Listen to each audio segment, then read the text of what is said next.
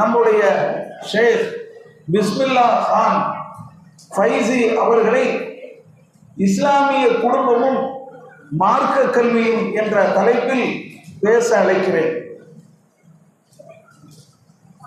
அஸ்ஸலாமு அலைக்கும் வரஹ்மத்துல்லாஹி வபரகாத்துஹு. சலாம் பதில் இல்லையா?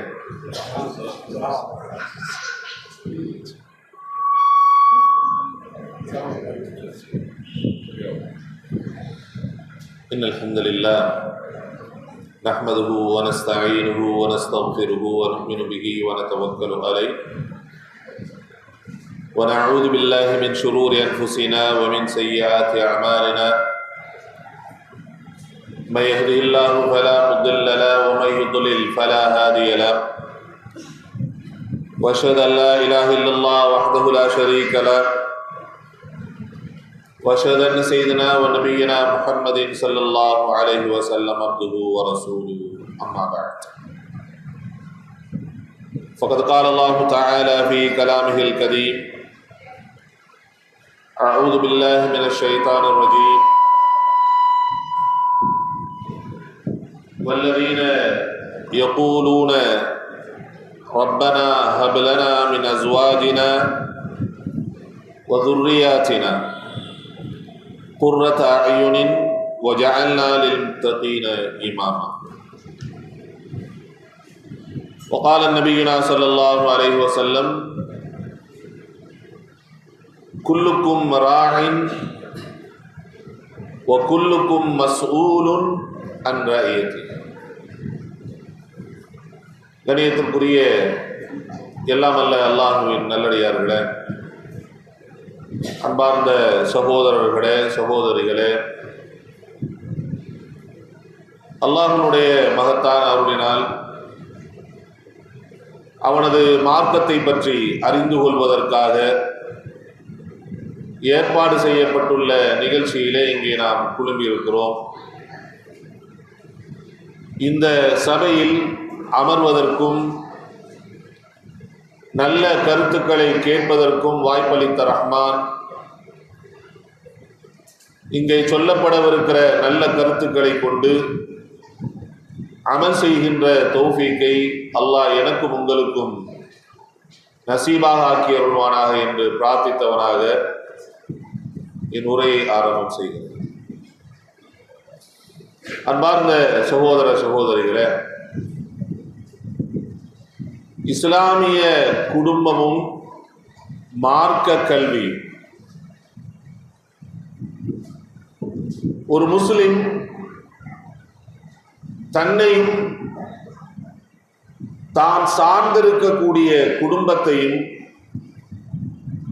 முழுக்க முழுக்க ஒரு இஸ்லாமிய குடும்பமாக அல்லாஹ்வுடைய அருளுக்கு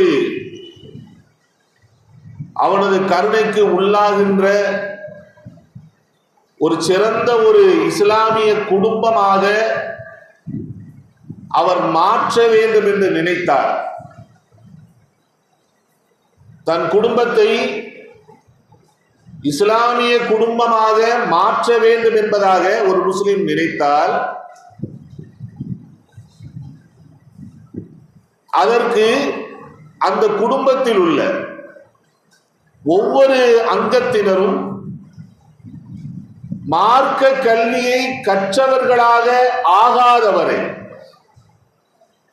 அந்த குடும்பம் ஒரு முஸ்லிம் குடும்பமாக இஸ்லாமிய குடும்பமாக மாறுவதற்கு சாத்தியமே இல்லை என்பதுதான் இந்த தலைப்பினுடைய சாராம்சம். என் குடும்பத்தை நான் முஸ்லிமான குடும்பமா மாத்தணும்னு நினைக்கிறேனா, அல்லாஹ் எந்த குடும்பத்தை பொருந்திக் கொள்வானோ அப்பேற்பட்ட குடும்பமாக என் குடும்பத்தை மாற்ற வேண்டும் என்று நினைத்தால்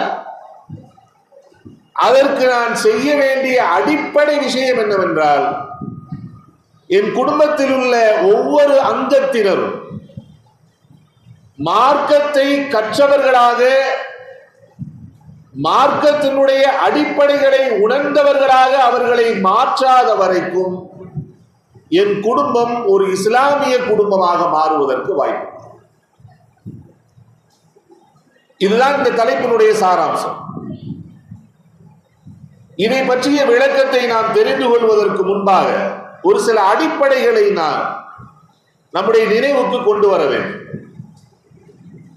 என்னவென்றால், இந்த உலகத்திலே வாழுகின்ற மனிதர்கள் ரெண்டு அடிப்படையில் வாழ்ந்து கொண்டிருக்கிறார். அது நம்ம எல்லாருக்கும் தெரியும். ஒன்று, எப்படியும் வாழலாம், ஒரு கட்டுப்பாடு இல்லை, என் மனசு என்ன சொல்லுதோ அதன்படி நான் நடப்பேன், என்னை கட்டுப்படுத்தக்கூடியவர்கள் யாரும் இல்லை. இந்த உலக வாழ்க்கை என்பது ஒரே ஒரு முறை மட்டும்தான்.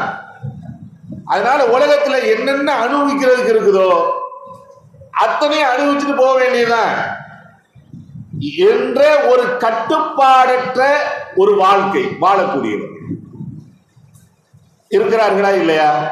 இருக்கிறார். மற்றொன்று, ஒரு கட்டுக்கோப்பான வாழ்க்கை. இப்படித்தான் வாழ வேண்டும், இப்படி வாழ்ந்தால்தான் என்னை படைத்த இறைவன் என்னை பொருந்திக் கொள்வார், இப்படி வாழ்ந்தால்தான் என்னுடைய மரணத்திற்கு பின்னால் இருக்கக்கூடிய வாழ்க்கையில் நான் சுபிட்சமாக இருக்க முடியும் என்ற இந்த உயரிய எண்ணத்தோடு ஒரு கட்டுக்கோப்பான வாழ்க்கை வாழக்கூடியவர்கள் இருக்கிறார். இந்த ரெண்டு வாழ்க்கையை பற்றியும் அல்லாஹ் குர்ஆன்ல சொல்லி காட்டுகிறார். அஃபரஐத மனித்தஹத இலாஹு ஹவா. நபியே, நீங்கள் ஒருவனை பார்க்கவில்லையா? யாரை தெரியுமா? தன் கடவுளாக தன் மனோ இச்சையை எடுத்துக்கொண்டவர். அவனுக்கு கடவுள் யார் தெரியுமா? அவன் மனசுதான் கடவுள். அவன் மனசு உன்னை சாப்பிடுனா சாப்பிடுவான், உன்னை குடினா குடிப்பான், உன்னை பாருனா பார்ப்பான். அவன் மனது என்ன செய்ய சொல்கிறதோ அதை செய்வான். அதைத்தான் நல்லா சொல்லுகிறான். அஃபரஐத மனித்தஹத இலாஹு ஹவா. யார் தன் மனோ இச்சையை கடவுளாக எடுத்துக்கொண்டானோ அந்த மனிதனை நபியை நீங்கள் பார்க்கவில்லையா? அவல்லஹுல்லாஹு அலா இல்மி. அல்லாஹ் என்ன செய்வான் தெரியுமா? யாரு தன்னுடைய மனோ இச்சையை கடவுளாக எடுத்துக்கிட்டு மனப்போன போக்கில் வாழுகிறானோ இவனை அல்லாஹ் என்ன செய்வான் தெரியுமா? அவன் எவ்வளவு பெரிய படித்தவனாக இருக்கலாம், அவல்லஹுல்லாஹு அலா இல்மி, அவனது கல்வியை கொண்டே அல்லாஹ் அவனை வழிகெடுப்பான். பெரிய அறிஞராக இருப்பான், பெரிய மருத்துவனாக இருப்பான், பெரிய வழக்கறிஞராக இருப்பான், பெரிய அறிவாளி என்று உலகத்திலே போற்றப்படக்கூடியவனாக இருப்பான். ஆனால் அவனுடைய செயல்பாடுகள் எல்லாம் பார்த்தால் முகம் சுளிக்கின்ற அளவுக்கு என்ன இவன் இப்படி செய்யறான் அப்படிங்கிற அளவுக்கு தான் இருக்கும். ஆனால் அவ்வளவு மோசமான காரியங்களை செய்து விட்டு அவன் என்ன செய்வான் தெரியுமா? நான் நல்லதான் இருக்கேன், நான் நல்லதான் செய்யறேன், என் மனசுபடி நான் வாழுகிறேன். தான் செய்கிற தப்பையும் நியாயப்படுத்தக்கூடிய சூழலில் தான் அவர் இருப்பார். இதைத்தான் அல்லாஹ் சொல்கிறான், அவல்லஹுல்லாஹு அலா இல்மி. அவனுக்கு கொடுக்கப்பட்ட அறிவை கொண்டே அவனை நாம் வழிகெடுப்போம் என்று அல்லாஹ் சொல்கிறார். அப்ப இப்படி வாழக்கூடியவருடைய முடிவு என்ன? யார் மன இச்சைக்கு கட்டுப்பட்டு வாழ்றாங்களோ அவர்களுக்கான முடிவு என்ன என்றால் அல்லாஹ் சொல்றான் சூரத்து நாசியாத், ஃபஅம்மா மன் தகா வஆதரல் ஹயாத்தத் துன்யா. யார் வரம்பு மீறி இந்த உலக வாழ்க்கை மட்டுமே தனக்கு போதும், இதுல நம்ம சந்தோஷமா இருந்தா போதும், இதுல நம்ம அனுபவிச்சா போதும், மறுமை வாழ்க்கையெல்லாம் ஒன்றும் இல்லை என்பதாக விஷயங்களை பொய்ப்படுத்தி விட்டு செயல்படுகிறானோ இவனுடைய முடிவு என்ன? ஃபஇன்னல் ஜஹீம ஹியல் மஅவா. அவன் ஒதுங்கும் இடம் நரகம்தான் என்று அல்லாஹ் கூறுகிறார். அப்ப இப்படி ஒரு வாழ்க்கை வாழுகிறார்கள். அல்லாஹ் சொல்றான், மனோ இச்சையை கட்டுப்பட்டு வாழக்கூடியவர்கள் இருக்கிறார். அவருடைய முடிவு என்ன? நரகம்தான். மற்றொன்று, ஃபஅம்மா மன் காஃப மகாம ரப்பி வனஹன் நஃப்ஸ அனில் ஹவா. யார் தன் இறைவனின் இடத்தை பயந்து நமக்கு இந்த உலக வாழ்க்கை என்பது நிரந்தரமானதல்ல. இதுக்கு பின்னாடி ஒரு வாழ்க்கை இருக்கிறது. நம்மை படைத்த ஒரு இறைவன் ஒருவன் இருக்கிறார். அவனது அருளை நாம் பெற வேண்டும். அந்த அருளை பெற்ற நாளை மறுமையில் அல்லாஹ்வுடைய சொர்க்கத்தை பெற்றவர்களாக நாம் மாற வேண்டும் என்கிற இறைவனின் இடத்தை பயப்படுகிற அந்த மக்கள் அவர்கள் ஒதுங்கக்கூடிய இடம் என்ன? இன்னல் ஜன்னத ஹியல் மஅவா. அவர்கள் ஒதுங்கும் இடம் சொர்க்கம் தான் என்று அல்லாஹ் சொல்கிறார். இப்ப ரெண்டு வாழ்க்கை. ஒண்ணு மனம் போன வாழ்க்கை, எப்படினாலும் வாழலாம் அப்படின்னு நினைக்கக்கூடிய வாழ்க்கை. மற்றொன்று இப்படித்தான் வாழ வேண்டும் என்கிற ஒரு கட்டுக்கோப்பான ஒரு வாழ்க்கை. சகோதர சகோதரிகளே, அந்த கட்டுக்கோப்பான வாழ்க்கை என்பதுதான் இஸ்லாம். இப்ப நாம ஒரு முடிவுக்கு வரணும். என்ன முடிவுக்கு வரணும் அப்படின்னா, எனக்கு எந்த வாழ்க்கை வேண்டும், எனக்கு எந்த வாழ்க்கை வேண்டும்.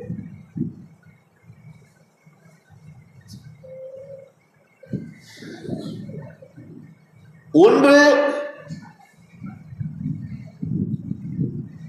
மனம் போன வாழ்க்கையில நான் வாழணும்னு நினைக்கிறேனா, அல்லது கட்டுக்கோப்பான வாழ்க்கையில் வாழ வேண்டும் என்று நினைக்கிறேனா என்ற இந்த முடிவுக்கு வரணும். நாம் என்ன முடிவுக்கு வந்திருக்கோம்? இதுவரைக்கும் எந்த முடிவுக்கெல்லாம் வரல. நல்லா யோசிச்சு பாருங்க. வயசு 30 ஆச்சு, 40 ஆயிடுச்சு, 50 ஆகி விட்டது, 60 தொட்டு விட்டாச்சு. இப்ப வரைக்கும் நான் என்ன நினைக்கிறேன் தெரியுமா? நான் இன்னும் ஒரு முடிவுக்கு நான் வரல. நான் எப்படி வாழணும், நான் எப்படியோ வாழ்ந்துட்டு இருக்கேன். இதான் விஷயம். ஒரு வகையில் பார்த்தால் நானும் என் மனம் போன போக்கில் தான் வாழ்ந்து கொண்டிருக்கிறேன். நான் எப்ப விரும்புறேனே தொழுவேன், விரும்பாட்டி தொழ மாட்டேன், விரும்பினா குரான் ஓதுவேன், விரும்பாட்டி குரான் ஓத மாட்டேன், விரும்பினா நல்லது செய்வேன், விரும்பினா நல்லது செய்ய மாட்டேன். இப்படித்தான் என் வாழ்க்கையை வாழ்ந்து கொண்டிருக்க. என் மனசு என்ன சொல்லுதோ அப்படிதான் கேட்டு போயிட்டு இருக்கேன். ஆனால் நான் இன்னும் ஒரு முடிவுக்கு வரவில்லை. நல்ல யோசித்து பார்த்தால் தெரியும். நான் என்னமோ வெளிப்படையை பார்த்தா நான் நல்லா ஃபுர்கா போட்டிருக்கேன், நான் 5 நேரம் தொழுகிறேன், வீட்டில் குரான் ஓதுறேன், நான் ரொம்ப நல்ல முஸ்லிமான பெண்ணாகத்தான் வாழ்ந்து கொண்டிருக்கிறேன் என்பதாக எனக்கு நானே நினைத்துக் கொண்டிருக்கிறேன். ஆனால் உண்மையிலேயே மனதை தொட்டு கேட்டு பார்த்தால் நான் ஒரு கட்டுக்கோப்பான வாழ்க்கையில் வாழ்ந்து கொண்டிருக்கிறேனா என்ற இந்த கேள்வி என் உள்ளத்திற்குள் வைக்கப்பட்டால் அந்த கேள்விக்கு என்னிடத்தில் இல்லை என்பதுதான் அதிகமான பதிலாக இருக்கும். நான் விரும்பினாலும் விரும்பாவிட்டாலும் நான் நல்லதை செய்தே ஆக வேண்டும் என்கிற நிர்பந்தத்திற்குள் இருந்து செயலாற்றுவதுதான் அந்த ஒரு கட்டுக்கோப்புக்குள் வருவது. நான் இதுவரைக்கும் அந்த ஒரு முடிவை எடுத்திருக்கிறேனா? என்ன முடிவு? சஹாபாக்கள்லாம் ஒரு முடிவு எடுத்தாங்கல்ல, எனக்கு இந்த உலக வாழ்க்கை வேண்டாம், அல்லாஹ் போதும், ரசூல் போதும் என்பதாக ஒரு முடிவுக்கு வந்தார்களா இல்லையா? அந்த மாதிரியான முடிவுக்கு இதுவரைக்கும் நாம் வந்திருக்கிறோமா இல்லையா? அல்லாஹ் சுப்ஹானஹு வ தஆலா மக்காவில் இருந்து மதீனாவுக்கு ஹிஜ்ரத் செய்யும்படி சொல்கிறார். பெரும்பாலான சஹாபாக்கள் தயாராகி விட்டார்கள். என்ன தயாராகிட்டாங்க? மதீனாவுக்கு போறதுக்கு தயாராகிட்டாங்க. ஒரு சில சஹாபாக்களுடைய உள்ளத்தில் ஒரு சலனம் ஏற்படுகிறது. பிறந்த மண்ணு எப்படி விட்டுட்டு போறது? சம்பாதிச்ச சொத்தெல்லாம் இங்க இருக்கு, உறவினர்கள்லாம் இங்க இருக்கிறாங்க, இவங்களெல்லாம் விட்டு நாம எப்படி போறது? போயிட்டு நாம திரும்பி வர்றதுக்கான வாய்ப்புகள் இருக்குதானே?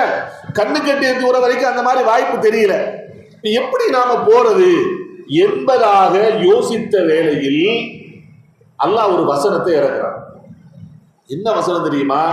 இப்ப முடிவு பண்ணுங்க, வர்றீங்களா இல்லையா என்று அல்லாஹ் ஒரு வசனத்தை இறக்குகிறார். சூரத்து தௌபாவில் 24வது வசனம், குல் இன்கான ஆபாவுக்கு, நபியே சொல்லுங்கள், யாரெல்லாம் உள்ளத்தில் தயக்கத்தோடு இருக்கிறார்களோ அந்த சஹாபாக்களுக்கு சொல்லுங்கள், அவர்களுக்கு சொல்லுங்கள், இன்கான ஆபாவுக்கும் வ அப்னாவுக்கும் வ இஹ்வானுக்கும் வ அஷீரத்துக்கும், உங்களுடைய தந்தைமார்கள், உங்களுடைய குழந்தைகள், உங்களது சகோதரர்கள், உங்களது மனைவியர்கள், வாம்பாரந்து தரஃப்து மோதா, நீங்கள் சம்பாதித்திருக்கக்கூடிய பொருள்கள்,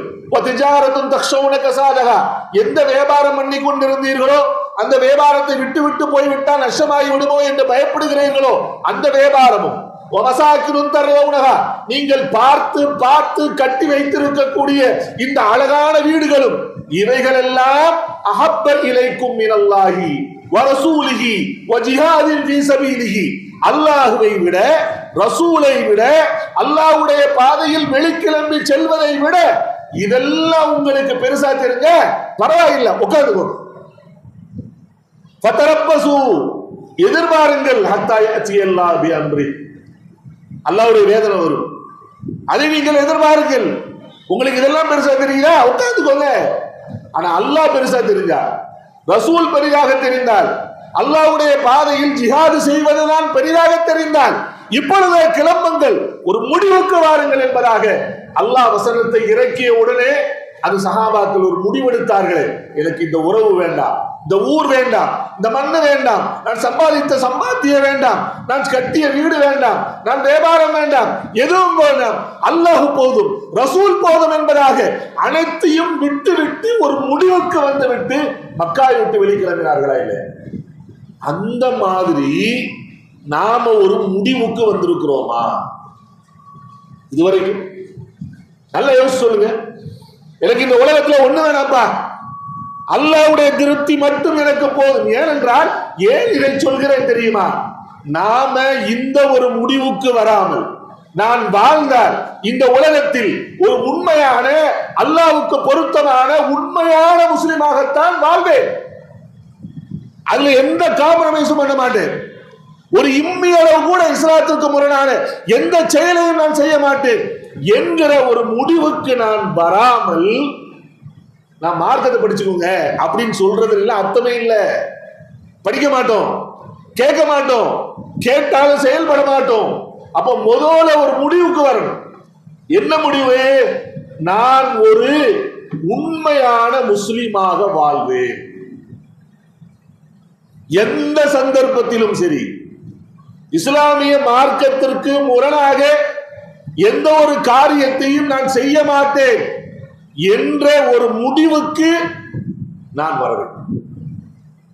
சஹாபாக்கள், இது மட்டுமல்ல, இன்னொரு ஒரு நிகழ்ச்சியை உங்களுக்கு சொல்லி காட்டுகிறேன். நசையில் இடம்பெற்று இருக்கக்கூடிய செய்தி, ஹாக்கிமில் இடம்பெற்று இருக்கக்கூடிய செய்தி. நபிகள் நாயகம் ஸல்லல்லாஹு அலைஹி வஸல்லம் அவர்கள் கைபருடைய யுத்தத்திற்கு போவதற்கு முன்பாக ஒரு கிராமவாசி, அவருடைய பெயர் கூட வரலாறில் பதிவு செய்யப்படும், அல்லாஹ் நபியிடத்தில் வருகிறார்கள், இஸ்லாத்தில் சேருகிறார்கள். நபியை நான் உங்களோடு தங்கியிருந்து கொள்கிறேன் என்பதாக சேர்ந்து அவர்களோடு தங்கியிருந்து கொள்கிறார்கள். கைபருடைய போர்களை கலந்து கொள்கிறார்கள். வெற்றி கிடைக்கிறது. நபி ஸல்லல்லாஹு அலைஹி வஸல்லம் கிடைத்த அந்த பொருள்களில் இருந்து கனிமத் பொருள்களை பங்கு வைத்து கொடுக்கிறார்கள். இவரும் இஸ்லாத்தில் இணைந்தவர் தானே, இவரும் நம்மோடு போரில் சேர்ந்தவர் தானே என்பதற்கான அவருக்கான ஒரு பங்கு வைத்து நபி ஸல்லல்லாஹு அலைஹி வஸல்லம் அவர்கள் அவருக்கு கொடுத்து விடுகிறார்கள் சஹாபாக்களின் மூலமாக. அல்லாஹ் அக்பர். சஹாபாக்கள் வந்து கொடுக்கிறார்கள். கொடுத்த உடனே அவர் கேட்கிறார், என்னது அப்படின்னு கேட்கிறார். உங்களுக்காக, நீங்கள் போரில் கலந்து கொண்டதற்காக நபிகள் நாயகம் ஸல்லல்லாஹு அலைஹி வஸல்லம் அவர்கள் உங்களுக்கு கொடுத்த பங்கு இது என்பதாக. உடனே அந்த சஹாபி என்ன செஞ்சார் தெரியுமா? இந்த பொருளை எல்லாம் எடுத்தார். எடுத்து நேர நபிகிட்ட போறார். போயிட்டு நபிகிட்ட அதை கொடுத்துட்டு, வல்லாஹி மா அஸ்லம்து லிஹாதி, அல்லாஹ் மேல சத்தியமா நபியே, நான் இதுக்காக இஸ்லாத்துக்குள்ள வரல, நான் இதற்காக இஸ்லாத்துக்குள் வரல. வலாக்கின், என்னால நான் எதற்கு வந்திருக்கிறேன் தெரியுமா? உரீது அன் உர்மியஹா ஹுனா அப்படின்னு தொண்டையை சுட்டி காமிக்கிறார். எனக்கு என்ன விருப்பம், எதுக்காக நான் வந்திருக்கேன் தெரியுமா? நான் அல்லாஹ்வுடைய பாதையில் போரில் ஈடுபட்டு போர் செய்து கொண்டிருக்கின்ற போது உர்மியஹா ஹுனா, எங்கிருந்தோ ஒரு அம்பு வந்து என் தொண்டையில் பாய்ந்து அல்லாஹ்வுக்காக நான் ஷஹீதாகும், இதுக்கு தான் நான் இஸ்லாத்துக்கு வந்தேன் என்று சொல்கிறார்.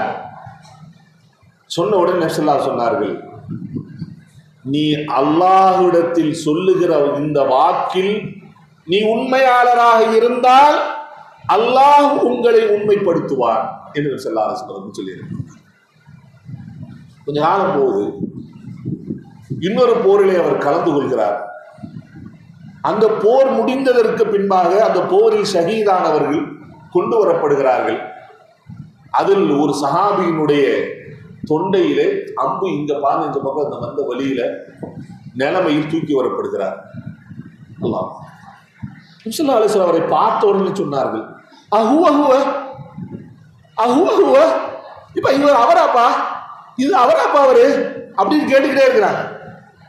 கேட்ட உடனே ஆம் யா ரசூலுல்லாஹ் என்று சொன்ன உடனே ஸல்லல்லாஹு அலைஹி வஸல்லம் அவர்கள் தங்களுடைய புனித கரத்தினால் அவர்களுக்கு கஃனிட்டு தொலை வைத்து அவரை கபர்களை அடக்கம் செய்துவிட்டு அல்லாஹ்விடத்தில் சொன்னார்கள், யா அல்லாஹ், இந்த அடியார் உனக்காக இஸ்லாத்திற்குள் வந்தார், உன் பாதையிலே அவர் ஜிஹாத் செய்திருக்கிறார், உன் பாதையில் அவர் ஷஹீதாக இருக்கிறார், அதற்கு நானும் சாட்சி என்பதாக சொல்லிவிட்டு சொன்னார்கள், அவர் அல்லாஹ்விடத்தில் உண்மையாளராக இருந்தார், அல்லாஹ் அவரை உண்மைப்படுத்தி இருக்கிறார் என்று சொன்னார்.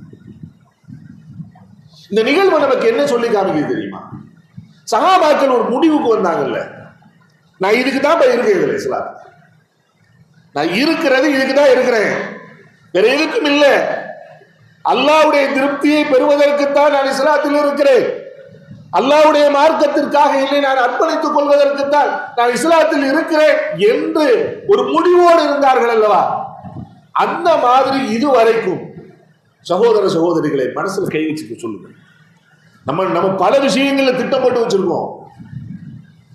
ஆனால் என்னிடத்தில் இந்த திட்டம் இருக்கிறதா, நான் வாழ்ந்தால் முஸ்லிமாகத்தான் வாழ வேண்டும் என்கிற திட்டம் என்னிடத்தில் இருக்கிறதா? மார்க்கத்தில் நிர்பந்தம்லாம் இல்லை ஜி. மார்க்கத்தில் நிர்பந்தம் இருக்கா? லா இக்ராஹ ஃபித்தீன். மார்க்கத்தில் எந்த நிர்பந்தமும் இல்லை. ஏன் தெரியுமா? கத் தபையன ருஷ்து மினல் கய். அல்லாஹ் சுப்ஹானஹு வ தஆலா எது தீய வழி எது நல்ல வழி என்பதை மிக தெளிவாக விளக்கி காமித்து விட்டார். இப்படி வந்தா நீ வெற்றி அடைவாய், இப்படி போனா உனக்கு நாசம்தான், இப்படி வந்தால் இப்படி வாழ்ந்தால் என்னுடைய திருப்தி உனக்கு கிடைக்கும், இப்படி போனால் என்னுடைய கோபமும் சாபமும் தான் உனக்கு கிடைக்கும், இப்படி வாழ்ந்தால் இந்த உலகத்திலும் மறு உலகத்திலும் உனக்கு புகழும் சிறப்பும் கிடைக்கும், இப்படி வாழ்ந்தால் இந்த உலகத்திலும் மறு உலகத்திலும் உனக்கு இழிவும் நாசமும் தான் கிடைக்கும் என்பதாக மிக தெளிவாக மார்க்கத்தை எல்லாம் விளக்கி கொடுத்து விட்டார். இந்த மார்க்கத்தை சொல்வதற்காக வேண்டிய மக்களுக்கு லட்சக்கணக்கான நபிமார்களை அனுப்பி வைத்து வேதத்தை கொடுத்து அந்த வேதத்தின் மூலம் உண்மைகள் விளக்கப்பட்டு விட்டது. விட்டாங்க. இப்ப யாருக்கு தேவை தெரியுமா? யாருக்கு தேவை? எனக்கு தான் தேவை. நான் நல்லா இருக்கணும், அல்லாஹ்வுடைய திருப்தி எனக்கு கிடைக்கணும், மறுமையிலே எனக்கு வெற்றி கிடைக்க வேண்டும் என்றால் இப்ப முடிவெடுக்க வேண்டியது யாரு? முடிவெடுக்க வேண்டியது யாரு? யாருக்கு முடிவெடுக்கணும்? நாம தான் முடியும். எனக்கு இந்த மார்க்கம் வேணும், எனக்கு இந்த மார்க்கம் வேண்டும், எனக்கு அல்லாஹ்வுடைய திருப்தி வேண்டும், எனவே அல்லாஹ் என்ன பாதையை காட்டியிருக்கிறானோ அந்த பாதையில் தான் நான் மிக தெளிவாக எப்பொழுதும் நான் நடப்பேன், அதற்கு மாற்றமாக நான் எப்பொழுதும் நடக்கவே மாட்டேன் என்கிற முடிவை எடுக்க வேண்டியவர்கள் நாம் தான். நல்ல யோசிங்க. நாம இப்ப வரைக்கும் ஒரு வாரத்திற்காவது இல்ல ஒரு மாதத்திற்காவது எனக்கு நானே ஒரு கட்டுப்பாடு வைத்து நான் நல்ல ஒரு முஸ்லிமாக வாழ்ந்திருக்கிறேனா என்று எனக்கு நானே சொல்லிக்க முடியுமா? சொல்லுங்க, எனக்கு நானே சொல்ல முடியுமா? அந்த கேள்வியை கேட்டு பார்த்தா இப்ப நான் ஃபெயில் தான், மாத்தெல்லாம் சொல்ல முடியாது. உண்மையிலேயே நான் நல்ல ஒரு முஸ்லிமாக வாழ்ந்து கொண்டிருக்கிறேனா, அந்த முடிவில் இருக்கிறேனா என்ற கேள்வி எனக்கு முன்னால் வைக்கப்பட்டால் அந்த கேள்விக்கு என்னிடத்தில் இருக்கக்கூடிய பதில் என்ன தெரியுமா? நான் ஃபெயிலு. நல்லா விளங்குங்க. இப்பயாவது நமக்கு சந்தர்ப்பம் இருக்கு. ஆனால் நாளை மறுமையில போய் நின்னதுக்கு பின்னாடி அல்லாஹ் நீ வாழ்ந்த வாழ்க்கையில ஃபெயில் ஆயிட்டேங்கிற தீர்ப்பு அல்லாஹ் என்னிடத்துல கொடுத்தா என்னால் தப்பிக்க முடியும்? என்னால் அதை மாற்றிக்கொள்ள முடியும்? என்னால் மாற்றிக்கொள்வதற்கான சந்தர்ப்பங்கள் எனக்கு அதில் கிடைக்குமா? லவ் அன்னலனா கர்ரா, யாரெல்லாம் எங்களுக்கு ஒரே ஒரு சந்தர்ப்பத்தை கூட நாங்கள் மீண்டும் போய்விட்டு வந்து விடுகிறோம் என்று அல்லாஹ்விடத்தில் நாம் கேட்டால் அல்லாஹ் எனக்கு சந்தர்ப்பத்தை கொடுப்பானா? கொடுப்பானா? அல்லாஹ் தரப்போகுது. ரப்பிர்ஜூனி லஅல்லி அஅமலு சாலிஹன் ஃபீமா தரக்து. யா அல்லாஹ், நான் எந்த நல்ல அமல்களை எல்லாம் விட்டு வந்து விட்டேனோ அவைகள் அனைத்தையும் நான் செய்து விட்டு வந்து விடுகிறேன். இறைவா, என்னை மீண்டும் இந்த பூமிக்கு அனுப்பி என்று அல்லாஹ்விடத்திலே மன்றாடுவார்கள். அல்லாஹ் அதற்கு வாய்ப்பு கொடுப்பானா? ரப்பனா அக்ரிஜ்னா மின்ஹா ஃபைன் உதுனா ஃபைன்னா ஸாலிமூன். இறைவா, இந்த கொடுமையான நரகத்தை விட்டு எங்களை நீ வெளியாக்கினாயே, மீண்டும் எங்களுக்கு ஒரு சந்தர்ப்பத்தை கொடு. நாங்கள் பூமியில் வாழ்ந்து மீண்டும் அநியாயம் செய்து விட்டு வந்தால் அப்பொழுது நாங்கள் அநியாயக்காரர்கள், ஒரே ஒரு சந்தர்ப்பத்தை கொடு என்பதாக அல்லாஹ்விடத்திலே நரகவாசிகள் கத்தி குமருகின்ற போது அல்லாஹ் சொல்லக்கூடிய ஒரே ஒரு வாசகம் என்ன தெரியுமா? கலஹ்ஸு ஃபீஹா வலா துகல்லிம்.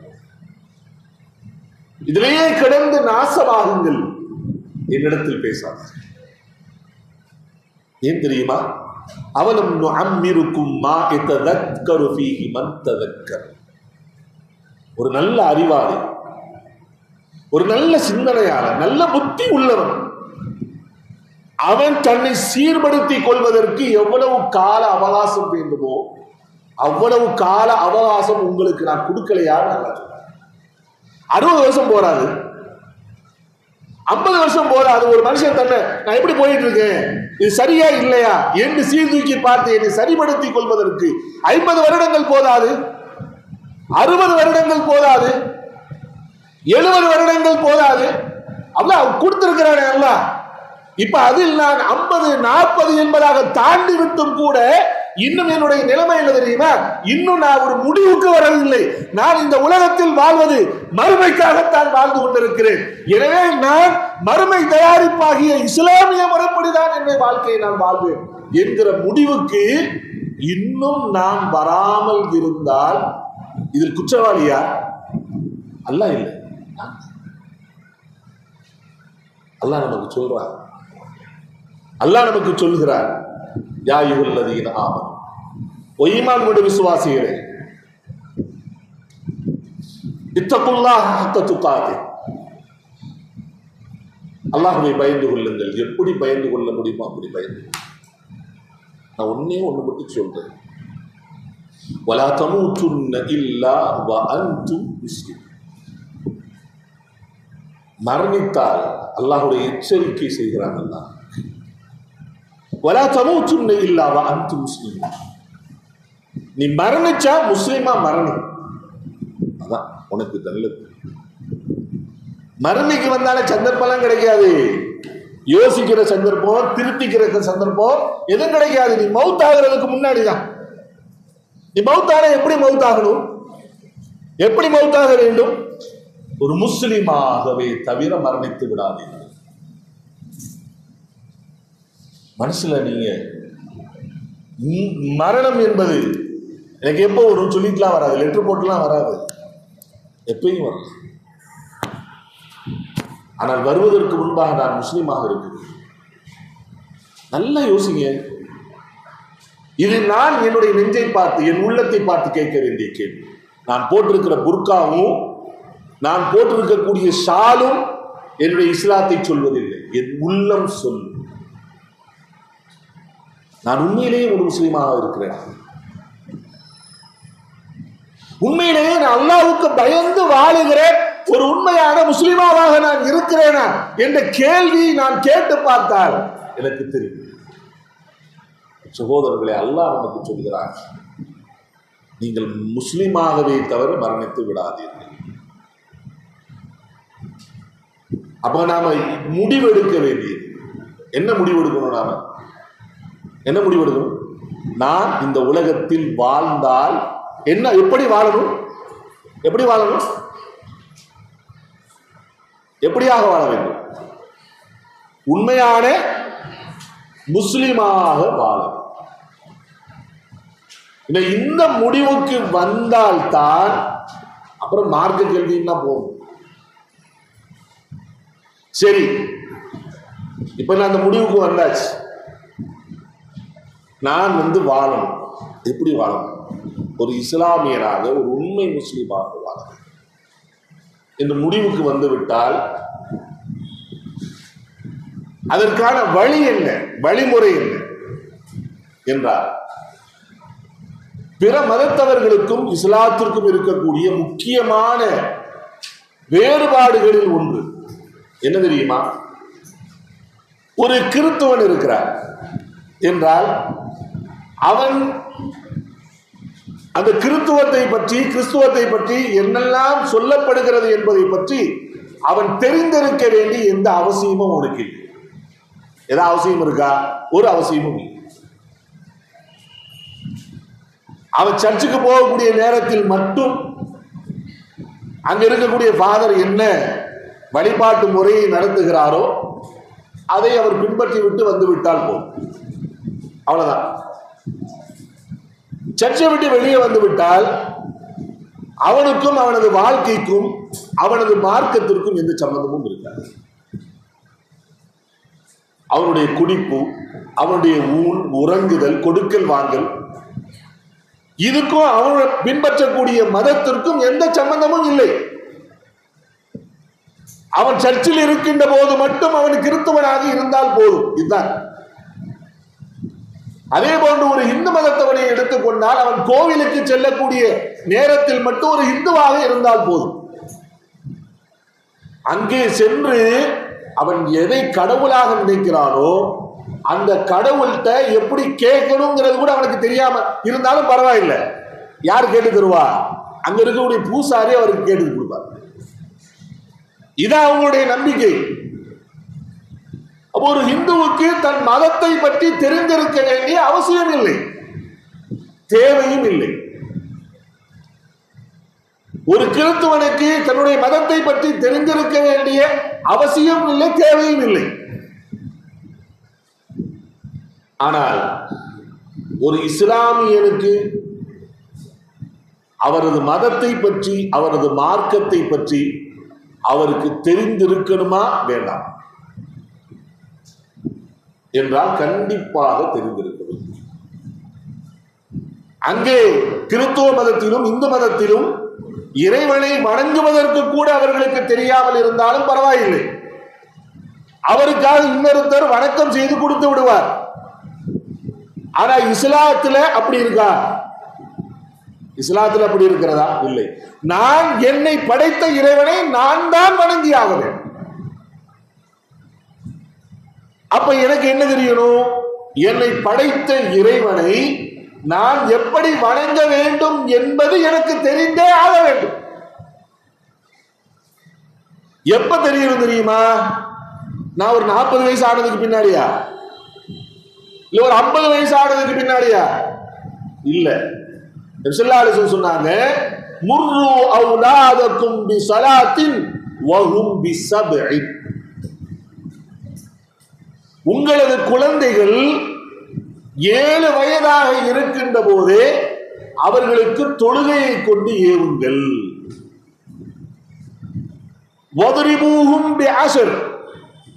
10 வயசாயின் தொழாவிட்டால் அவரை இங்க அடிச்சு தொட வைங்க அப்படின்னு சொல்றாங்க. இப்ப 7 வயதில் என் மகன், என் குழந்தை தொழக்கூடியவர்களாக இருக்கணும்னா இறைவனை, தன்னை படைத்த இறைவனை அவர்கள் 7 வயதிலேயே தொழக்கூடியவர்களாக மாற வேண்டும் என்றால் அப்ப அவங்களுக்கு அதுக்கு முன்னாடியே நான் சொல்லிக் கொடுக்கணும். எதை சொல்லிக் கொடுக்கணும்? நம்ம படைச்ச இறைவன் ஒருவன் இருக்கிறான், அவன் நம்மை பார்த்து கொண்டிருக்கிறான், அவன் நமக்கு கடமை விதித்திருக்கிறான், அவனை நாம் ஒரு நாளைக்கு 5 நேரம் தொழணும்.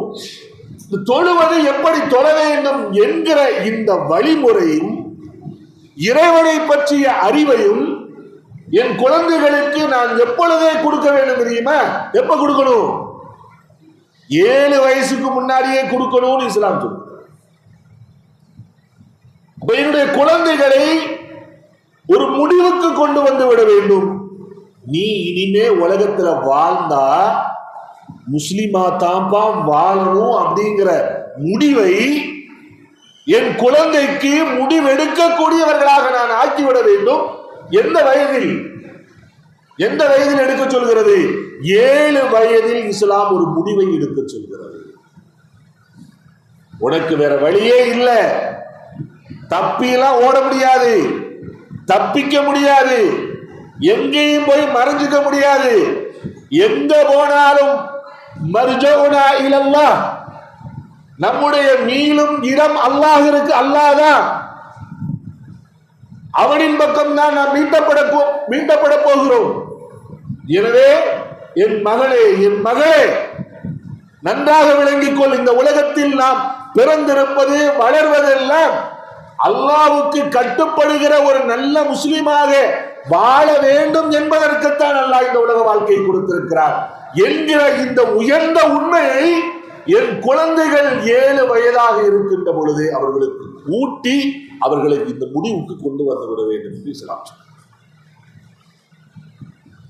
ஆனா உண்மையிலேயே யோசிச்சு பாருங்க, என் குழந்தைகளுக்கு இந்த சிந்தனையை விதைத்திருக்கிறேன்.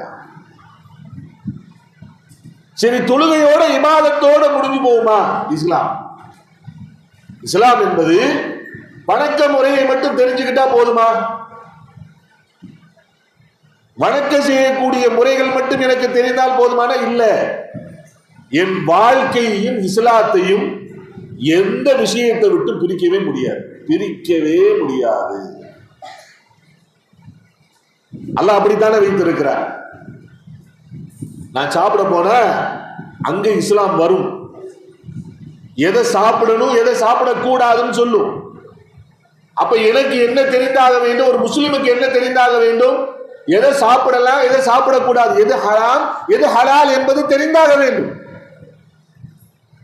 ஒரு பானத்தை குடிக்க சென்றால் அங்கே இஸ்லாம் வரும். எதை குடிக்கணும், எதை குடிக்க கூடாதுன்னு சொல்லும்.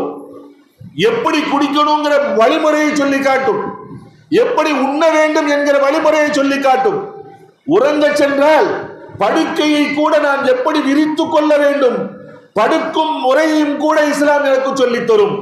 கடைசியாக படுக்கையில் படுத்துவிட்டு கண்ணை மூடுகின்ற போது கூட இந்த வார்த்தையை சொல்லிவிட்டுத்தான் நீ மூட வேண்டும் என்கிற ஒரு கட்டுப்பாட்டை இஸ்லாம் எனக்கு கொடுக்கும். அப்ப இந்த உணர்வை நான் ஊட்டி வளர்க்க வேண்டும் என் குழந்தைகளுக்கு. இந்த கட்டுப்பாட்டுக்குள்ளதான்ப்பா நம்ம வாழணும். உடுத்த சென்றால் நான் அங்க இஸ்லாம் வரும், இதைத்தான் உடுத்தணும், ஆண்கள் இதைத்தான் உடுத்த வேண்டும், பெண்கள் இதைத்தான் உடுத்த வேண்டும் என்கிற அந்த உடையின் முறையை சொல்லிக் கொடுக்கும். அப்ப எனக்கு என்ன தெரியணும்? இஸ்லாம் சொல்லிக் கொடுக்கக்கூடிய உடை அணிகின்ற முறை எனக்கு தெரிந்தாக வேண்டும், நான் கற்றாக வேண்டும். அதோடு முடிஞ்சு போச்ச? அதோடு முடிந்து விடுமா? ஒரு ஆணாக இருந்து வியாபாரம் செய்ய செல்கிறார் என்று சொன்னால் அங்கே வந்து இஸ்லாம் நிற்கும். எதை வியாபாரம் செய்யலாம், எதை வியாபாரம் செய்யக்கூடாது, எப்படி நீ வியாபாரம் பண்ணணும், எப்படி நீ கொடுக்கல் வாங்கல் கூட செய்யணும், நீ எப்படி கடன் கொடுத்து வாங்க வேண்டும், கடன் கொடுத்தவருக்கு நீ எப்படி திருப்பி கொடுக்கணும், கடன் கொடுத்தவர்களிடத்திலே நீ எப்படி நீ நடந்து கொள்ள வேண்டும், தவணை கேட்டால் நீ என்ன செய்ய வேண்டும் என்கிற இந்த வழிமுறைகள் எல்லாத்தையும் இஸ்லாம் எனக்கு போட்டு கொடுக்கும், போட்டு வைத்திருக்கிறது. அப்ப நான் ஒரு முஸ்லிமான வியாபாரியாக இருக்கணும்னு நினைச்சா இஸ்லாம் சொல்லித்தரக்கூடிய வியாபார முறை எனக்கு தெரிந்தாகுது. இதோட முடிஞ்சு போச்சா? நான் ஒரு பெண்மணி, நான் ஒரு நல்ல இஸ்லாமிய பெண்மணியாகவும் என் கணவனுக்கு ஒரு நல்ல மனைவியாகவும் இருக்க வேண்டும் என்று நினைத்தால் நானா மனசுல ஒரு வழிமுறையை உருவாக்கி கொள்ளலாமா? வழிமுறையை உருவாக்குனா அது நடக்குமா? நடக்காது. அப்ப அல்லாஹ் சொல்லி இருக்கிறார், ஸல்லல்லாஹு அலைஹி வஸல்லம் அவர்கள் சொல்லிக் கொடுத்திருக்கிறார்கள். ஒரு நல்ல மனைவி கைருமா யகுனு அல் மர்உ அல் மர்அத்து ஸாலிஹா, ஒரு ஆண்மகன் தான் சேமித்து வைக்கக்கூடிய சம்பாத்தியத்துல பொக்கிஷத்துல மிகச் சிறந்த பொக்கிஷம் எது தெரியுமா? அல்மர்அத்து சாலிஹா, நல்ல மனைவிதான் அப்படின்னா. நீ தங்கம் வெள்ளின்னா அலைய வேண்டாம், நல்ல மனைவியை நீ பாதுகாத்தாலே அதுதான் உனக்கு தங்கமும் வைரமும் என்பதாக ஸல்லல்லாஹு சொன்னார்கள். சொல்லிட்டு அந்த நல்ல மனைவியினா யாருங்கிறத சொன்னார்களா இல்லையா? இதான் நவர இலைஹா சர்வத்து, அவளை பார்த்தாலே அவனுக்கு சந்தோஷம் வரும், அவளை பார்த்தாலே அவனுக்கு சந்தோஷம் வரும். அவனை விட்டு அவன் மறைந்து விட்டால் அவனையும் அவனது பொருள்களையும் அவனது குழந்தைகளையும் அவள் பாதுகாப்பார். அவனது மார்க்க விஷயங்களுக்கு உதவி செய்யக்கூடியவளாக இருப்பார் என்று சொன்னார்களே. இந்த வழிமுறை இருக்கிறது அல்லவா? இந்த வழிமுறை ஒரு நல்ல இஸ்லாமிய பெண்மணியாக வாழ வேண்டும் என்று நினைக்கக்கூடியவர்கள் இதை படித்தாக வேண்டுமா இல்லையா? ஆண்களுக்கு சொல்கிறது, ஹியாருக்கும் ஹியாருல்லியார்களே, உங்களை சிறந்த ஆண்மகன் யார் தெரியுமா? யார் தன் மனைவியிடத்திலே சிறந்தவராக இருக்கிறாரோ அவர்தான் உங்களில் சிறந்த ஆண்மகன் என்பதாக நபிகள் நாயகம் ஸல்லல்லாஹு அலைஹி வஸல்லம் அவர்கள் சொல்லி காண்பித்திருக்கிறார்கள் அல்லவா? அப்ப சிறந்த ஆண்மகனாக சிறந்த கணவனாக இருக்க வேண்டும் என்றால் அதற்கான வழிமுறைகள் என்ன என்பதை அவரும் படித்தார். இஸ்லாம் என்ன சொல்லிக் கொடுக்குது?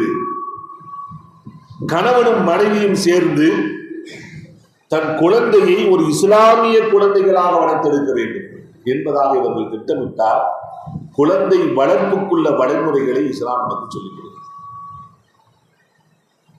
பெற்றோருக்கு நீ என்ன செய்ய வேண்டும்? உன் உடன் பிறந்த சகோதர சகோதரிகளுக்கு நீ என்ன செய்ய வேண்டும்? உன் அண்டை வீட்டுக்காரனுக்கு நீ என்ன செய்யணும் சொல்லிக் கொடுக்குதுல இஸ்லாம். எனக்கு எதையும் விடவில்லை. உன் அண்டை வீட்டுக்காரனுக்கு நீ என்ன செய்ய வேண்டும்? பக்கத்து வீட்டுக்காரர் ஏத்த வீட்டுக்காரர் என்ன பண்ணணும்? இஸ்லாம் விட்டு இருக்கிறதா? விடல. நீ பாதையில் நடந்து செல்கிறாய், உன் கண்ணுக்கு முன்னால் ஒரு முள் தெரிகிறது என்றால் அங்கே நீ இஸ்லாமிய உணர்வு உனக்கு வெளிப்பட வேண்டும். இமாதத்து அதாவுத் தரீக், ஈமானுடைய கிளைகளில் 70 கிளைகளில் அதுவும் ஒன்று, வழியில் கிடக்கின்ற கல்லையும் முள்ளையும் எடுத்து போட வேண்டும் என்று சொன்னார்களே. இஸ்லாம் எனக்கு எதை விட்டு வைத்திருக்கிறது? எதையும் விட்டு வைக்கிறது. அப்ப என்னுடைய வாழ்க்கையில் என் வாழ்க்கை முழுவதும் என் பிறப்பு முதல் இறப்பு வரை என் வாழ்க்கையில் நடக்கிற ஒவ்வொரு விஷயங்களும் ஒவ்வொன்றும் இஸ்லாம் எனக்கு வழிகாட்டி இருக்கிறது. இப்படித்தான் இருக்கணும் சொல்லி. இப்ப நான் ஒரு நல்ல முஸ்லிமா வாழணும்னு நினைக்கக்கூடியவர்கள் அல்லது என் குடும்பத்தை நல்ல முஸ்லிமான இஸ்லாமிய குடும்பமாக மாற்ற வேண்டும் என்று நினைக்கக்கூடியவர்கள் என்ன செய்யணும்? என்ன செஞ்சாலும் இஸ்லாத்தை படிப்பதை தவிர வேறு வழி இல்லை. நான் மட்டும் படிச்சா போதுமா? என் கணவரை நான் படிக்க தூண்ட வேண்டும். ஒரு கணவர் தன் மனைவியை படிக்க தூண்ட வேண்டும். கணவனும் மனைவியும் தன் குழந்தைகளை அவர்களை படிக்க தூண்ட வேண்டும். அதற்கான வாய்ப்புகளையும் வசதிகளையும் அவர்களுக்கு நாம் ஏற்படுத்தி கொடுத்தாக வேண்டும். இல்லாவிட்டால் அல்லாஹ் என்ன செய்வான்? அதையும் சொல்லிட்டான். அதையும் நபிகள் நாயகம் ஸல்லல்லாஹு அலைஹி வஸல்லம் அவர்கள் நமக்கு சொல்லி காட்டி இருக்கிறார்கள். குல்லுக்கும் ராயின் வ குல்லுக்கும் மஸ்ஊலுன் அன் ரஇயத்தி. நீங்கள் ஒவ்வொருவரும் பொறுப்புதாரிகள். அந்த பொறுப்பை பற்றி நாளை மறுமையில் அல்லாஹ்விடத்தில் நீங்கள் விசாரிக்கப்படாமல் விடப்பட மாட்டீர்கள். விசாரிக்கப்படுவீர்கள். ஒரு கணவனுடைய குடும்பத்தை பற்றி விசாரிக்கப்படும். அந்த குடும்பத்தில் இருக்கக்கூடிய மனைவி கணவனுடைய சொத்துக்களை பற்றியும் அவனது குழந்தைகளை பற்றியும் விசாரிக்கப்படுவார். சொல்லி காமித்தார்கள். அல்லாஹ் என்ன விசாரிப்பா? என்ன காலையில எழுந்து ஸ்கூலுக்கு அனுப்புனியா கேட்பான். அல்ல கேட்பான். அறிவு கொடுத்தாயா என்று கேட்கத்தான் செய்யும். இதோட அல்ல நிப்பாட்டிடுவானா? நல்ல ஸ்கூலுக்கு அனுப்புறீங்க, நல்ல ட்ரெஸ் வாங்கி கொடுத்தீங்களா, நல்ல ஷூ ஷாக்ஸ் எல்லாம் வாங்கி கொடுத்தீங்களா, இதோட அல்ல நிப்பாட்டிடுவானா? இது எல்லாம் தாண்டி என்ன இருக்கிறது? உனக்கு நான் ஒரு அன்பளிப்பை கொடுத்தேன் அல்லவா? குழந்தைகள் என்பது யார்? குழந்தைகளை அல்லாஹ் சொல்றப்ப சும்மா சொல்ல, அன்பளிப்புங்கிறான். அல்லாஹ் சுப்ஹானஹு வ தஆலா குழந்தை பாக்கியத்தை பற்றி அல்லாஹ் குர்ஆனில் சொல்கிறார். யஹபு லிமை யஷாஉ ذுகூரா. அல்லாஹ் தான் விரும்பக்கூடியவர்களுக்கு ஆண் குழந்தைகளாகவே அன்பளிப்பு செய்கிறார். அப்படிதான் அல்லாஹ் சொல்றான். ஆண் குழந்தைகளா கொடுக்கிறான்னு அல்லாஹ் சொல்லல. அல்லாஹ் என்ன சொல்றான்னா, யஹபு லிமை யஷாஉ ذுகூரா. ஆண் குழந்தைகளாகவே தான் விரும்பக்கூடியவர்களுக்கு ஒரு சிலருக்கு அல்லாஹ் அன்பளிப்பு செய்கிறார். வயஹபு லிமை யஷாஉ இனாதா. தான் விரும்பக்கூடியவர்களுக்கு பெண் குழந்தைகளாகவே அன்பளிப்பு செய்கிறார். பிறக்கிறதெல்லாம் பொம்பளை பிள்ளையா பிறக்கும். அவ் யுஸவ்விஜுஹும் ذுக்ரான வ இனாதா. ஒரு சிலருக்கு ஆம்பளை பிள்ளை பொம்பளை பிள்ளை ரெண்டையும் சேர்த்து அல்லாஹ் கொடுக்கிறான். வயஜாலு மை யஷாஉ அகீமா. தான் விரும்பக்கூடியவர்களை மலடுகளாக அல்லாஹ் ஆக்கி விடுகிறான். விஷயம் என்ன தெரியுமா? அல்லாஹ் சொல்லுகிற வார்த்தை யஹபு. அல்லாஹ் உங்களுக்கு அன்பளிப்பாக கொடுக்க. எப்படியாப்பட்ட பொருள் இது? என்ன? குழந்தைகள் என்பது உயிரற்ற ஒரு ஜடமான ஒன்றா? இல்ல. நம்ம எங்கனாலும் எப்படினாலும் போட்டு போயிடலாங்க. ரத்தமும் சதையும் உயிரும் கலந்த ஒரு ஜீவன். அந்த ஜீவனை அல்லாஹ் எத்தனையோ பேருக்கு, லட்சக்கணக்கான பேர்களை அல்லாஹ் மலடுகளாக ஆக்கிவிட்டு, ஒரு குழந்தை எனக்கு கிடைக்காதா என்று இரவு பகலுமாக அல்லாஹ்வுடைய சுஜூதிலே விழுந்து அழக்கூடியவர்கள் இருக்கிறார்கள். அவர்களுக்கு மத்தியிலே கேட்பதற்கு முன்பாகவே அல்லாஹ் எனக்கு ஒரு நீ கர்ப்பமாக ஆகிவிட்டாய், உனக்கு குழந்தை பிறக்க போகிறது என்ற அந்த செய்தி வந்தவுடனே மனசில் எவ்வளவு சந்தோஷம் எனக்கு பொங்கி இருந்தது. அதுதான் அன்பளிப்புங்கிறான்ல. அந்த அன்பளிப்பை நான் கொடுத்தது அதை வீணாக்குவதற்கல்ல, அதை ஒன்றுமில்லாமல் ஆக்கி விடுவதற்கு உனக்கு நான் கொடுக்கவில்லை. எனக்கு ஒரு நண்பர் ஒரு வாழ்க்கைக்கு என்ன செய்யற, அன்பளிப்பு கொடுக்கிறார். எதுக்கு? நான் வீட்டுல மாட்டி வச்சாங்க அந்த அந்த அவர் கொடுத்த அன்பளிப்புக்கான அடையாளம் அது. அது மதிப்பது. தூக்கி குப்பையில போட்டா அது மதிப்பில்லை. அல்லாஹ் ரத்தமும் சதையும் உணர்வும் உயிரும் கலந்திருக்கக்கூடிய குழந்தைகளை அல்லாஹ் அன்பளிப்பாக இடத்தில் கொடுக்கிறார். எதுக்கு தெரியுமா? அவர்களை நீ வளர்த்தெடுக்க வேண்டும். எப்படி வளர்த்தெடுக்க வேண்டும் தெரியுமா? உயர்ந்த இலக்குகளை கொடுத்து, லட்சியத்தை கொடுத்து, உன்னை படைத்த இறைவன் ஒருவர் இருக்கிறான் என்கிற அந்த உணர்வை அவர்களுக்கு ஊட்டி இந்த உலகத்தில் சிறந்த முஸ்லிம்களாக அவர்களை வளர்த்தெடுக்க வேண்டும் என்பதற்குத்தான் அல்லாஹ் சுப்ஹானஹு வ தஆலா கையிலே கொடுக்கிறார். வளர்த்தெடுத்திருக்கிறேனா? அப்படி நான் அவர்கள் வளர்வதற்கான சூழல்களை நான் ஏற்படுத்தி கொடுத்திருக்கிறேனா? அந்த சிந்தனையை நான் அவர்களுக்கு ஊட்டி இருக்கிறேனா? யோசித்து பாருங்கள். எத்தனை வாலிபர்கள் 15 வயதுக்கு மேல் 15 வயசுக்கு மேல இன்னைக்கு பள்ளிவாசலுக்குள் வரக்கூடிய வாலிபர்கள் எண்ணிக்கை சுத்தமாக இல்லாமல் போய்விட்டது என்ற நிலைமைக்கு வந்துவிட்டது. 15 வயதுக்கு மேல இருக்கக்கூடிய இளம் கன்னிகள் எப்பொழுது பார்த்தாலும் செல்போன் என்கிற இந்த முசீபத்திலே மூழ்கி கிடக்கக்கூடிய சூழல் உருவாகி இருக்கிறதா இல்லையா? வீட்டில் தொழுவதில்லை, தொழுகிறாயா இல்லையா என்று கேட்கக்கூடிய தைரியம் கூட பெற்றவர்களுக்கு இல்லாமல் போயிருக்கிறது என்றால், உங்கள் குழந்தைகளை, நமது குழந்தைகளை நாமே பிடித்து நரகத்தில் தள்ளக்கூடிய ஒரு சூழலை உருவாக்கி கொண்டிருக்கிறோம் என்பதை மறந்து போயிருக்கிறோம். சகோதர சகோதரி, என் குழந்தை, நான் காலையில் வீட்டில் இருந்து எழுந்து தொழுவதற்கு வருகிறேன். அந்த ஆண்களை, சகோதரர்களை பார்த்து கேட்கிறேன், உங்கள் மனைவி நீங்கள் எழுந்து வருகின்ற பொழுது தூங்கிக் கொண்டிருக்கிறார், அவளை எழுப்பி தொழுமா என்று சொல்லும் தைரியம் கூட உம்மிடத்தில் இல்லை. தாய் எழுந்து தொழுகிறார், தந்தை எழுந்து தொழுகிறார்.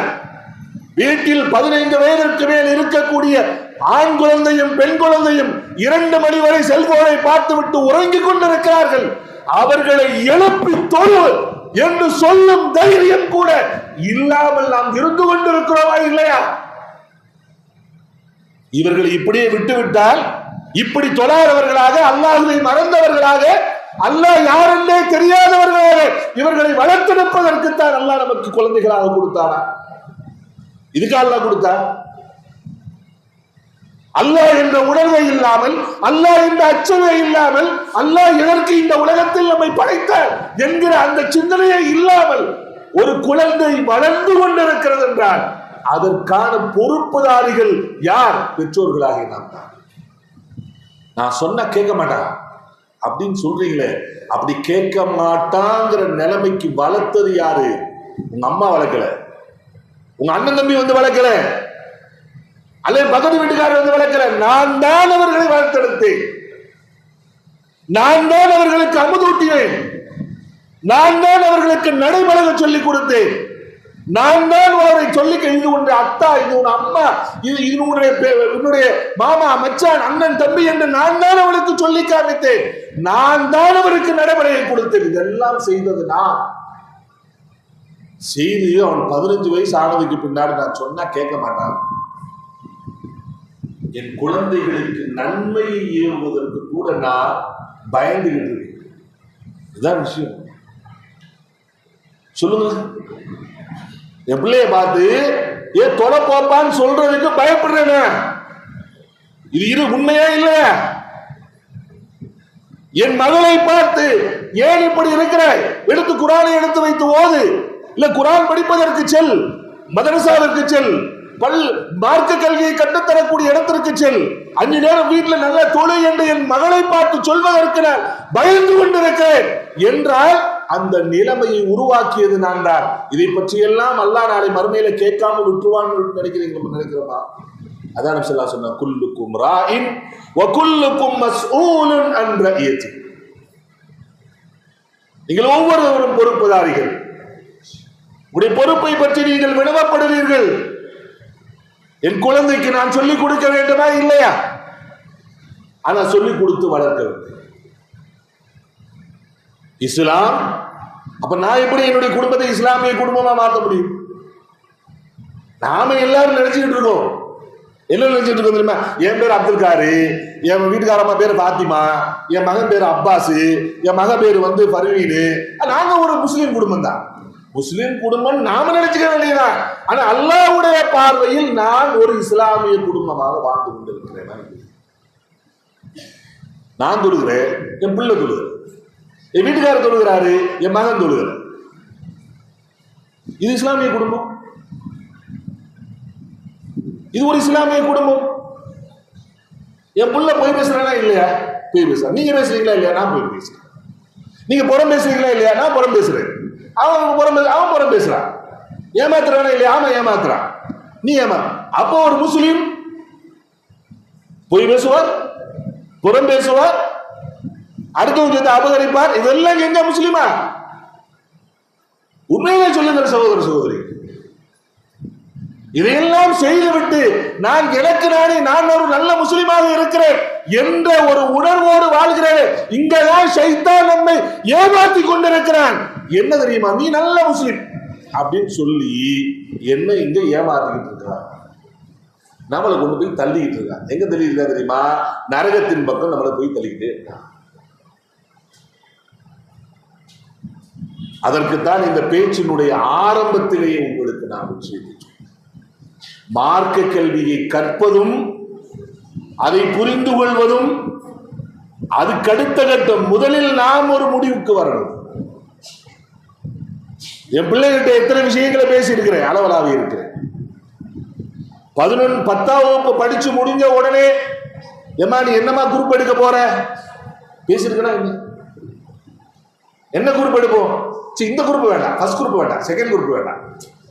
ஃபர்ஸ்ட் குரூப் எடுத்தோம்னா நீங்க அப்படி டாக்டர் ஆயிடலாம், அப்படி ஆயிடலாம், இப்படி ஆயிடலாம். என் மகளோடு உட்கார்ந்து நான் மசூரா செய்திருக்கிறேன், ஆலோசனை செய்திருக்கிறேன். என் மகனிடத்திலே ஆலோசனை செய்திருக்கிறேன். உண்டா இல்லையா? 12வது முடிச்சதுக்கு பின்னாடி சொல்லவே வேண்டாம். எதை எடுக்க போறது? டிஎன்பிசி எடுக்க போறியா? அதுல காலேஜ்ல எந்த காலேஜ்ல போய் சேர்க்கணும், நீட் எழுத போறியா இல்லையா, ஒரு பெரிய ஆலோசனை மாசக்கணக்கில் உட்கார்ந்து என் மகனிடத்திலே நான் ஆலோசனை செய்திருக்கிறேன். இது யாரும் மறுக்க முடியும். ஆனால் என்றைக்காவது என் மகனை கூப்பிட்டு உட்கார வைத்து, என் மகனை கூப்பிட்டு உட்கார வைத்து, அம்மா நம்மெல்லாம் முஸ்லீம், நம்ம வாழ்ந்தா இப்படிதான் வாழணும், நாம் இஸ்லாமியனாக வாழ வேண்டும், ஒரு இஸ்லாமிய பெண்ணாக வாழ வேண்டும், நாம் எல்லோரும் சேர்ந்து முடிவெடுப்போம், இனிமேல் நாம் நம்முடைய வாழ்க்கையில் இஸ்லாம் எனக்கு என்ன வழிகாட்டுகிறதோ அதை தவிர்த்து வேற எந்த விஷயத்தையும் நாம் செய்ய மாட்டேன் என்கிற உறுதியை நாம் எடுத்துக் கொள்ளலாமா என்று என் பிள்ளைகளிடத்தில் நான் ஆலோசனை பண்ணியிருக்கிறேன். என் மகளிடத்தில் பேசியிருக்கிறேன். என் மகளிடத்திலே நான் அப்படி பேசியிருக்கிறேன். யாருங்க பேசுவா? நாம தான் பேசி ஆகணும். நாம் தான் அவர்களுக்கு இந்த உணர்வை கொடுத்தாக வேண்டும். நான் சொல்லிக் கொடுத்தவர்களைத்தான் இன்று வரைக்கும் நான் யாரை பார்த்து இது உன்னுடைய சச்சான்னு சொன்னேனோ அதைத்தான் அவர்கள் இதுவரைக்கும் என்னுடைய சித்தப்பான்னு சொல்லிட்டு இருக்காங்க. யாரை பார்த்து இவர்கள் உன்னுடைய மாமி என்பதாக சொன்னேனோ அவர்களைத்தான் இன்று வரைக்கும் அவர்கள் மாமி என்பதாக சொல்லிக் கொண்டிருக்கிறார். என் பிள்ளைகள் என் பேச்சை கேட்பார்கள். ஆனால் நான் பேசவில்லை.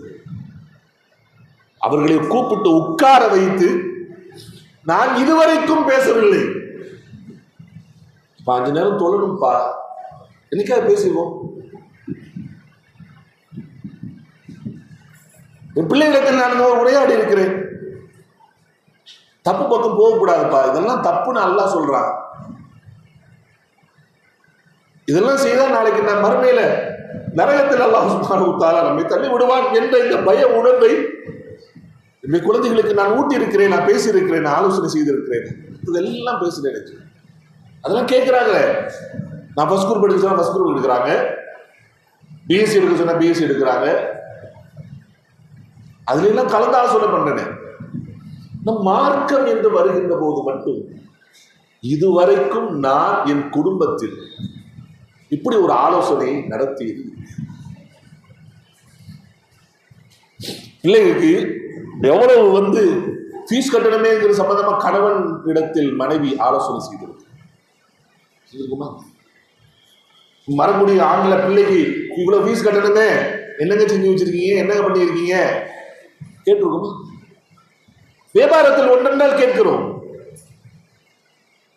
அவர் செய்யக்கூடிய தொழில் ஏதாவது ஒன்றென்றால் என்ன வேண்டும், என்ன நகையை கூட இதை வித்துட்டு கூட எனக்கையாக செய்யுங்க அந்த ஆலோசனை செய்திருக்கிறோம். ஆனால் அல்லாஹு அக்பர், அல்லாஹு அக்பர், அல்லாஹ் மிக பெரியவன், அல்லாஹ் மிக பெரியவன், ஹய்யல் ஸலா ஹய்யல் ஃபலா, தொழுகையின் பக்கம் வாருங்கள், வெற்றியின் பக்கம் வாருங்கள் என்பதாக அல்லாஹ்வுடைய அழைப்பு கொடுக்கப்படுகிறது.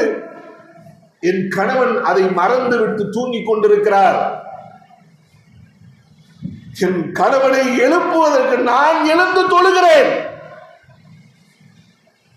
ஐயோ, நாளை மறுமையிலே அல்லாஹ் என் கணவனை எழுந்து நரகத்தில் போட்டு விட்டால் நான் என்ன செய்வேன் என்கிற உணர்வு நம்ம எத்தனை பேருக்கு வந்திருக்கிறது. அந்த உணர்வின் வெளிப்பாடாக அவருடைய காலை பிடித்தேனும் எப்படியாவது நீங்கள் பள்ளிக்கு சென்று விடுங்கள் என்றால் என் கணவனிடத்தில் எத்தனை தடவைகள் நான் பேசியிருப்பேன், ஆலோசனை செய்திருப்பேன்.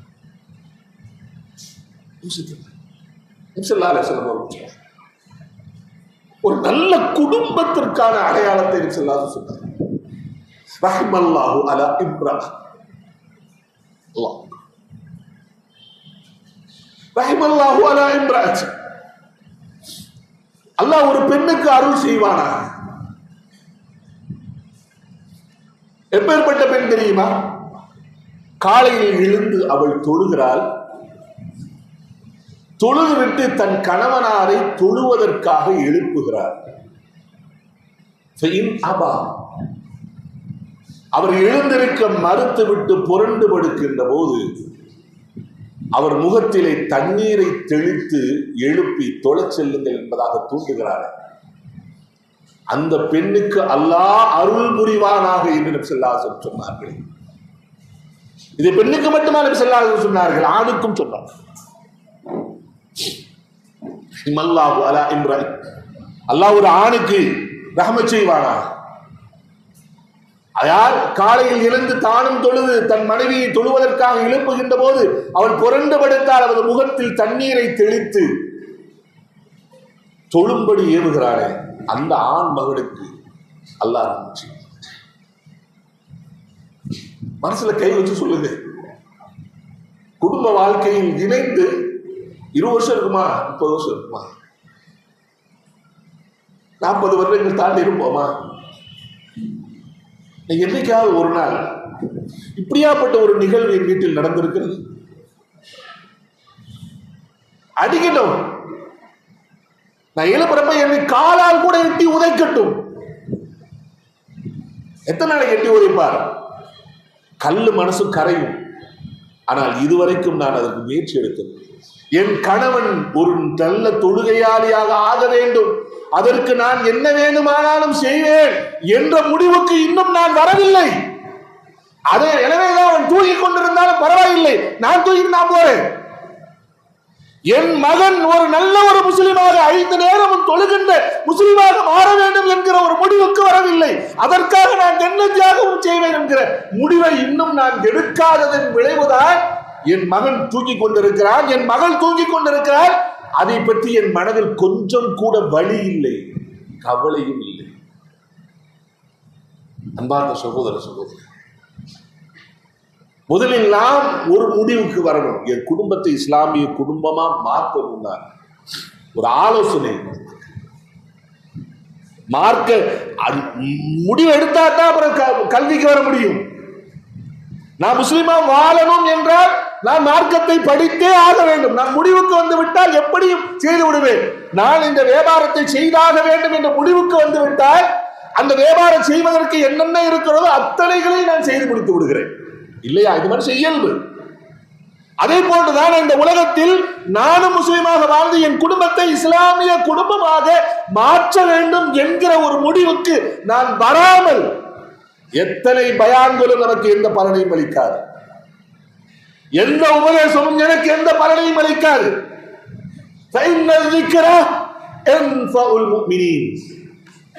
அல்லாஹ் சொல்கிறார், நிச்சயமாக உபதேசம் என்பது யாருக்கு பலனளிக்கும் தெரியுமா? யார் ஒரு முடிவெடுத்திருக்கிறாரோ, நான் முக்மீனாக வாழ வேண்டும் என்ற அந்த நிலைமையில் இருக்கிறாரோ அவருக்குத்தான் உபதேசம் பயன்படும். அந்த முடிவுக்கு வராவிட்டால் இந்த காலம் வாங்கி இந்த காலம் விட்டு போயிட்டே இருப்பேன். எத்தனை நரகத்தை பத்தி சொல்லுங்க, எத்தனை சொர்க்கத்தை பத்தி சொல்லுங்க, எத்தனை மறுமையை பற்றி சொல்லுங்க, எத்தனை அல்லாஹ்வுடைய வல்லமையை பற்றி சொல்லுங்கள்.